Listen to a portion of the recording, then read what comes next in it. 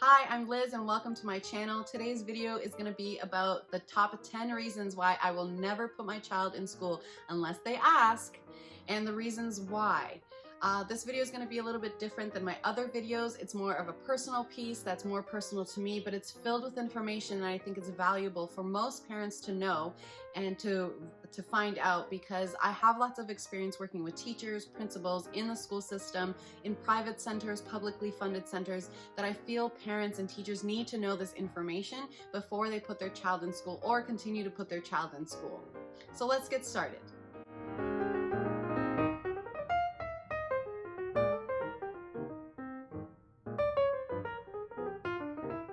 So before I start my top 10 reasons why I don't put my children in school, I want to explain to you that I actually really loved going to school.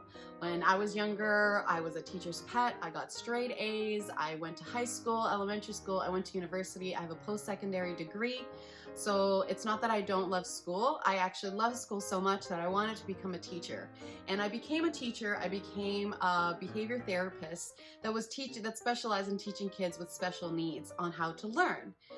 But while I was working in these companies, while I was being exposed to daycare, schools, principals, and the school board, I found out some really ugly truths.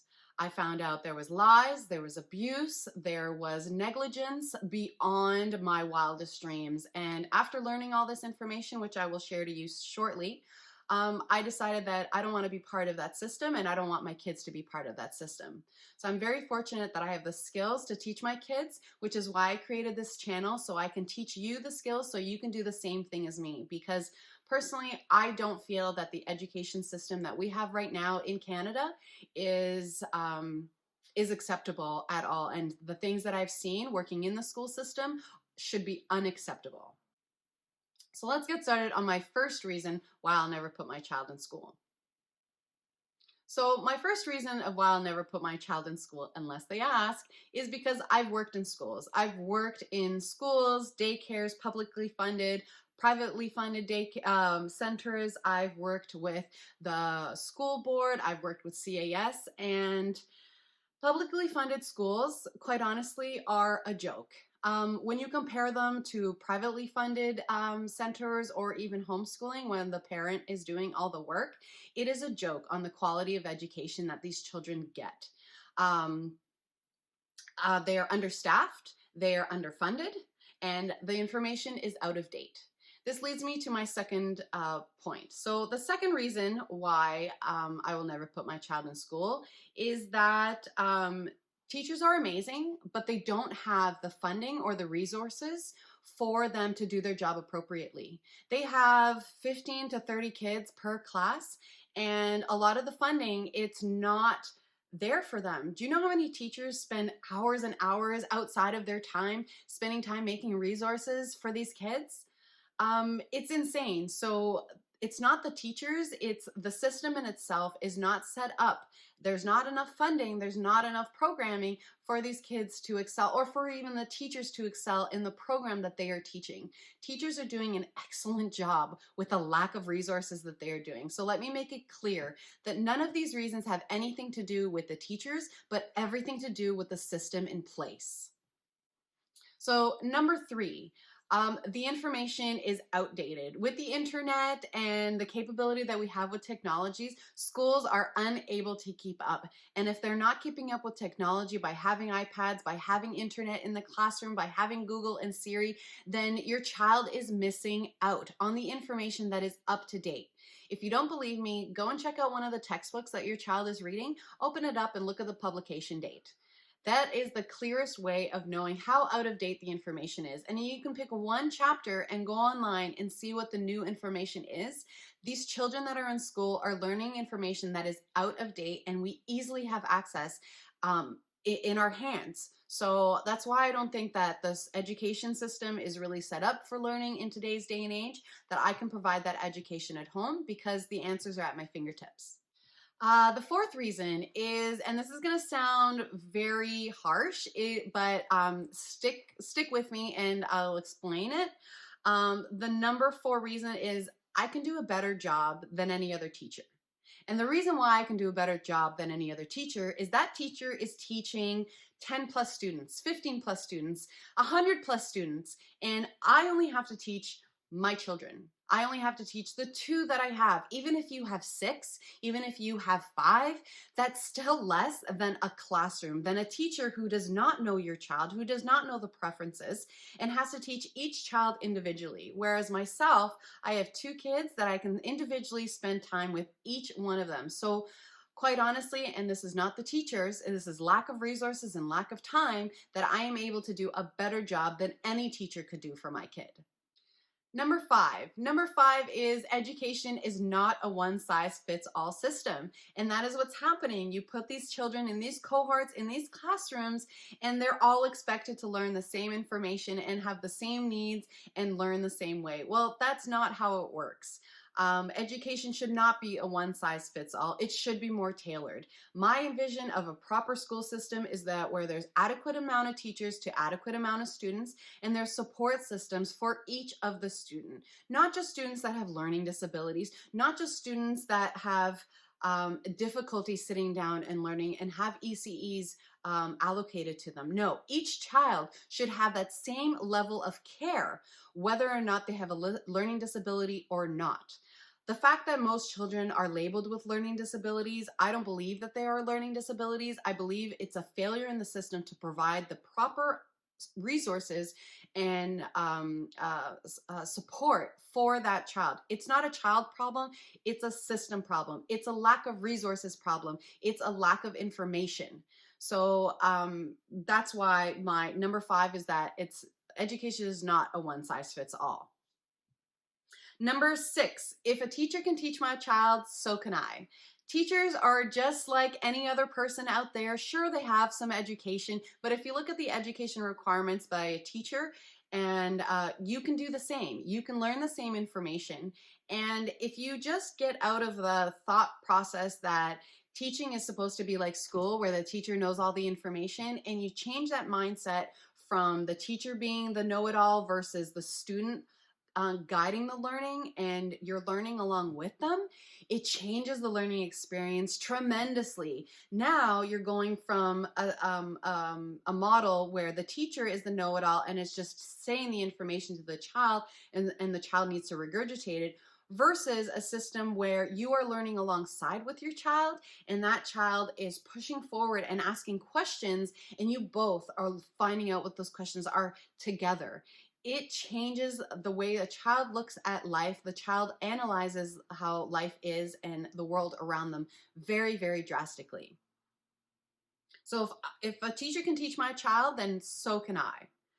Number 7, it is better for my children to have one teacher throughout their entire life than to have multiple than have one each year or multiple throughout. The reason for this is that there's a seamless education process when it comes to teaching your child. If you are the one that's in control, you know what their preferences are, you know what their weaknesses are, you know where their strengths are, and you carry it throughout the years. It is amazing how much I have gotten to know my children and their learning style, and I know where they're going to struggle. I can almost anticipate which part they're going to struggle with, so I can anticipate and provide the tools to support them. Whereas a teacher, it takes time for them to get to know a child. It takes time for them to build up that rapport and that trust with that child. So being the main teacher for my children is the best for me, and it's the best for my child, because I can teach them things and not waste time getting to know what their preferences are and just teach them. So number 8, teaching your child everything that they need to know is not as hard as you think. I've mentioned this before, where you change the mentality of you need to know everything and to then teach your child, versus you are learning alongside your child. You know most of the information they need to know. You know that information. That's why you are a capable adult. Now, the information that you don't know, you can look it up. You can ask Siri, you can ask Google, you can ask Alexa, you can ask whoever. It is all there at your fingertips, right at the end of this phone or this computer that you're using right now, to learn about all the information. And here's the thing, You don't have to do it ahead of time. You can do it with your child. This is going to bring you guys closer, and it's going to teach you along the way. And the quality of learning is so much more quality than the quantity that they get in school. My goal when I'm teaching my children, it's not to teach them information and fill up their brains like it is at school. My purpose to teach them is I want them to learn to love to learn. I want to teach them how to learn, how to look up information, how to ask questions, how to question this. That is the secret sauce in homeschooling, is teaching your child how to ask questions, teaching them how to want to learn, not sitting there and regurgitating the information and testing them back and forth. They won't retain that. What they will retain is the experience in which you learned together, and the questions and the aha moments that you both got to together. Number 9, so schools are not geared towards actual learning. When you understand how the premise of school works and why the children are doing what they're doing, you really come to an understanding that, and this is going to sound harsh, so fair warning, is that schools are babysitting areas. They're like prisons where the kids go and stay there, and they're made to sit for a prolonged period of time. They're made to stand in line for a prolonged period of time. They're made to sit quiet.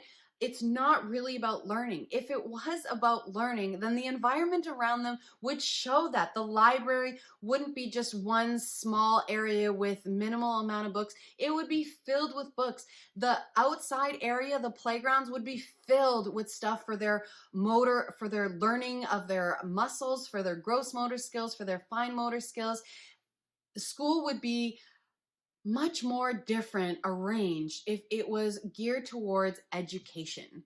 We would have classes about that, things that we would actually need, like how to cook, how to fix a car, how to pay your bills, how to, all these things are not provided in the education system right now. They're just starting to change how to do your taxes in the school education system. So to me, a school is a babysitting service. It's a prison to keep your kids while you need to go to work or do whatever, which I understand that some parents, that's what they want and that's what they need, and that's okay.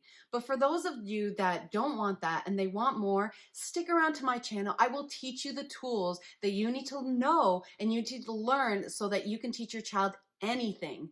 I've learned these tools and I've done this process myself, and I promise you it is so rewarding compared to sending your child off to school to spend 8 hours with somebody else and not spend those times with you.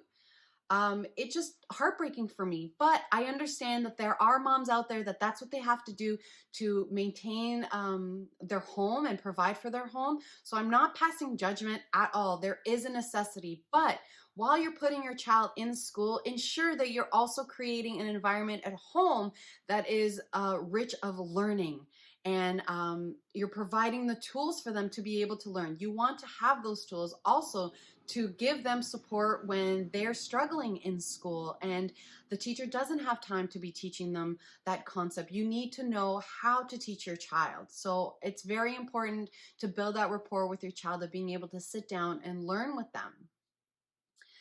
Now, the last one that I have, my very last step, or sorry, my very last reason why I will never put my child in school. And I recommend you sitting down for this one because it is unbelievable. This is actually the number one reason why I won't ever put my kids in school. This experience happened about 8 years ago, where I was working in a facility, and I will not say any names. I will not give the teacher's name, student's name, or where I was working for privacy reasons. But basically, the organization that I was working with, there were teachers and behavior therapists that were working alongside one another. Now, teachers do not have the skills that behavior therapists have when teaching children with autism. So I was in an autism class where I was working with nonverbal children, and this teacher was abusing these students. I'm not joking. I wish I was. He was using aggressive tactics to control these kids. He was physically harming them. I'm going to repeat that again. He was physically harming them, and no one was doing anything about it.